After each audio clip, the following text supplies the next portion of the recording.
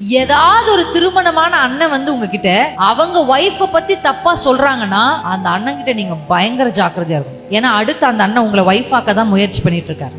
ஏமா போன்ல அந்த அண்ணன் கிட்ட பேசுற அப்படின்னா பெண்கள் சொல்ற ரீசன், அந்த அண்ணா கல்யாணம் ஆயிடுச்சு, அந்த அண்ணாக்கு குழந்தை கூட இருக்குக்கா. அது ஒண்ணும் அவரை வந்து ஹார்மோன்லெஸ் பர்சனா மாத்தல. he still has hormone, he still has feeling. இன்னைக்கு நான் பாக்குறேன் ஒரு ட்ரெண்ட் பயங்கரமா இருக்கிறது என்னன்னா, திருமணம் ஆனவர்களை திருமணம் பண்ணி விரும்புற பெண்கள். ஏன்னா அதிர்ச்சி ஆகிருச்சு. நான் பார்க்க இருந்தவ சொல்றா, அவங்க மனைவி ரொம்ப மோசமானவங்களா, அவர் சொன்னாரு நான் டைவர்ஸ் பண்ணிட்டு உன்னை கல்யாணம் பண்ணிப்பேன்னு சொன்னாரு. நிக்கிற அவர் தான் கல்யாணம் பண்ணுவேன்னு என் மனசுல அவ்வளவு வேதனை ஆயிடுச்சு.